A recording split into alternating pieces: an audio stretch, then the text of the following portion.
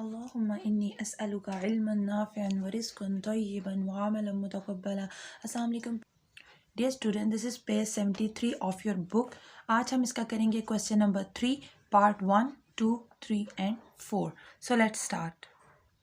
हर question में student हमारा एक ही टास्क होगा कि हमने x को फाइंड करना है. ठीक है, पहला हमारे पास जो क्वेश्चन नंबर 3 पार्ट 1 है उसमें है log of x to the base 3 is equal to 5. log of x to the base 3 is equal to 5. Student, इसको अगर हम log के बगैर लिखना चाहें, एक्सपोनेंशियल फॉर्म में लिखना चाहें, तो हम कैसे लिख सकते हैं?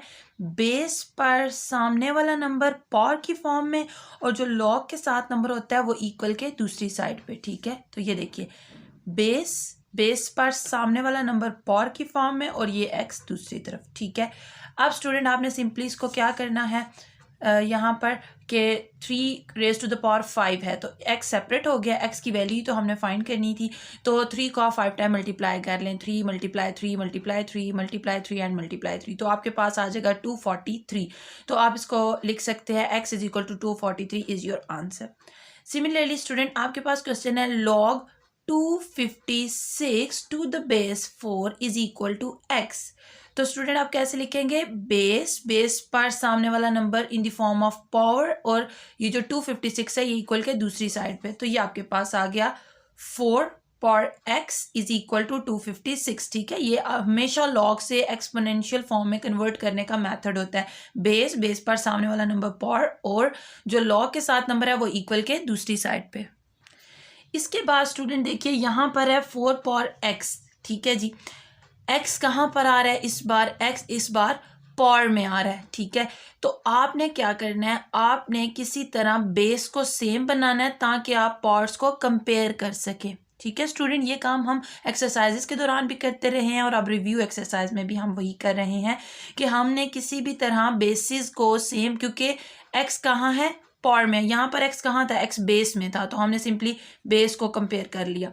यहाँ पर x कहाँ है? पावर के अंदर है, तो हमने बेस को सेम बनाना है ताकि फिर हम पावर को कंपेयर कर सकें. ठीक है, तो स्टूडेंट यहाँ पर अगर मैं चाहती तो मैं इसको 2 के थ्रू भी फैक्टराइजेशन कर सकती थी, लेकिन मैंने जानबूझ के 4 के थ्रू फैक्टराइजेशन की ताकि मेरा यहाँ पर 4 है और यहाँ पर भी 256 की जगह भी 4 पर समथिंग पावर आ जाए और फिर मैं कहूँ बाय कंपेयरिंग एक्सपोनेंट.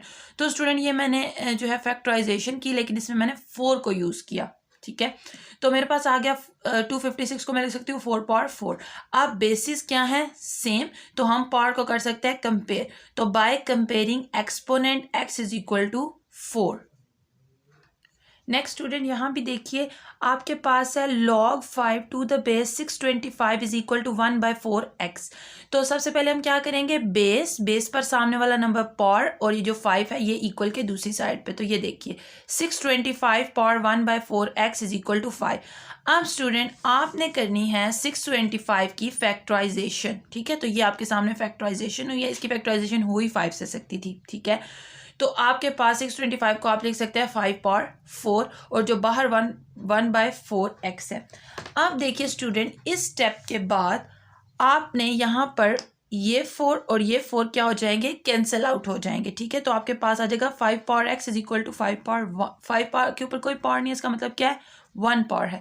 तो आप कहेंगे by comparing exponent x is equal to 1 is your answer. Okay student, last question की तरफ चलते हैं. यहाँ पर भी देखिए आपके पास स्टूडेंट्स बेस पर सामने वाला नंबर पावर, और ये x दूसरी साइड पे चला गया. ठीक है, अब आपने क्या करना है, सिंपली 64 पावर -2/3 को सॉल्व करना है. ठीक है, अगर आप डायरेक्ट इसे कैलकुलेटर से सॉल्व कर सकते हैं ओके, अदरवाइज हम इसे प्रॉपर मेथड से करते हैं. तो देखिए 64 को मैंने क्या कर ली, सबसे पहले 64 की फैक्टराइजेशन. मैं बार बार फैक्टराइजेशन को एक्सप्लेन इसलिए नहीं करती क्योंकि आपको ये फैक्टराइजेशन करनी आती है. सिर्फ जो हमने सेकेंड क्वेश्चन किया था उसकी फैक्टराइजेशन में एक चेंजिंग थी कि आमतौर पर जब हम फैक्टराइजेशन करते हैं तो हम सबसे छोटा नंबर यूज़ करते हैं. ठीक है, लेकिन वहाँ पर मैंने फैक्टराइजेशन 2 की जगह 4 से क्यों की थी? ताकि मैं बेसिस को सेम बना सकूं. ठीक है, लेकिन वैसे जो जनरल फैक्टराइजेशन होती है वो ऐसी ही होती है कि सबसे छोटा नंबर जिस पर टेबल जा सकता है वो हम यूज़ कर लेते हैं. यानी जैसे यहाँ पर 2 से जा सकता है तो ओके, अगर 2 से ना जा सकता फिर हम 3 को लेके जाते, 3 से नहीं तो फिर हम 5 को लेके जाते हैं, लाइक दिस. अब देखिए यहाँ पर हमने लिख दिया 64 power -2/3 is equal to x. अब 64 की हमने फैक्टराइजेशन, तो ये हमारे पास बन गया 2 पावर 6 इंटू -2/3। अब देखिए ये चूंकि होंगे ना आपस में मल्टीप्लाई, दिस इज एक्चुअली ये फॉर्म है, यानी दिस एंड -2/3, ठीक है ना। जब भी आपने पढ़ा होता है ना कि एक पावर ब्रैकेट के अंदर और एक बाहर हो तो दोनों मल्टीप्लाई होते हैं, तो 3 1s are 3, 3 2s are 6, तो मैंने यहाँ पर भी यही किया, 3 1s are 3, 3 2s are 6, तो ये 2 और ये -2, ये अंदर 2 लिख दिया और एक ये बाहर लिख दिया, तो ये क्या हो जाएंगे, दोनों आपस में मल्टीप्लाई हो जाएंगे, तो 2 power -4 is equal to x.